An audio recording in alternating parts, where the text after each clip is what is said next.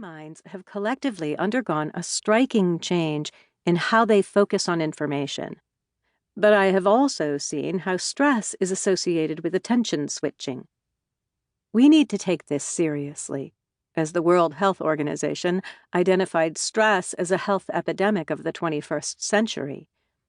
At the time of this writing, the world has been struggling through a pandemic, people are spending more time than ever on their devices, and stress has increased.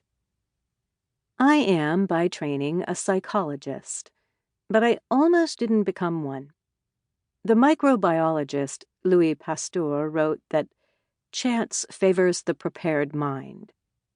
And it was by chance and with a mind open to opportunity that I entered this field.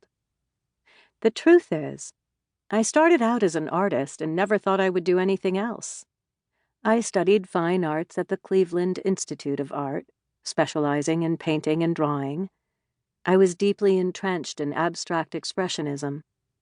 So deeply, in fact, that years later, when I read the notebooks that I kept while painting, I couldn't make sense of them. The writing was too abstract from my current perspective as a scientist. After graduating, I received a fellowship from the British Arts Council and went to London to paint murals. But during that year, I experienced the reality of how difficult it was to make a living as an artist. I also learned that one recent talented art school graduate was now studying to be a dental hygienist to make a living. A fine profession, but not one that requires years of art training. I had also heard that another artist I knew was working as an elevator operator.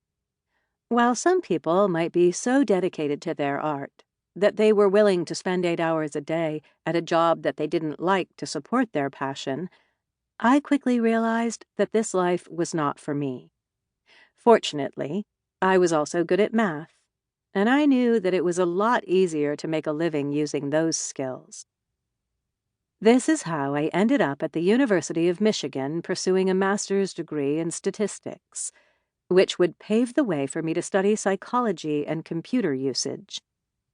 But at the time, I just needed to work. And so I applied for a research assistant position with Manfred Kochen, an information scientist. When I came into his office for the interview, Dr. Kochen asked me, "Can I code?" No. Do I know fuzzy set theory? No. Do I know network theory? No. I picked up my backpack and started to walk out of his office. Dr. Kochen then called after me, "Well, what can you do?" I turned around and told him that I could paint. He told me to come back and sit down. Dr. Kochen told me that before getting his PhD at the Massachusetts Institute of Technology in math, he took classes at the Art Students League in New York. We then talked about art for 2 more hours. Finally, he said to me, "I have a grant to study the discovery process. Do you think you could work on that?" With the arrogance and naivete of youth, I told him most certainly I could. I knew how artists made discoveries. I just needed to find a way to describe it in scholarly terms. I dived into studying cognitive psychology, and that work eventually grew into a paper presented at a conference. I became immersed in the world of psychology and information science, ultimately getting my doctorate at Columbia. Chance crossed my path again when, in my first job after graduation, I was hired at an information technology company to apply psychological ideas to study technology use. This company, Electronic Data Systems, had set up a laboratory affiliated with MIT, known as EDS. It was experimenting with how computers could support business meetings, and had set up a conference room with networked computers so that we could study how people collaborated. The company had the foresight to believe that they needed a psychologist to understand how people used computers during business meetings.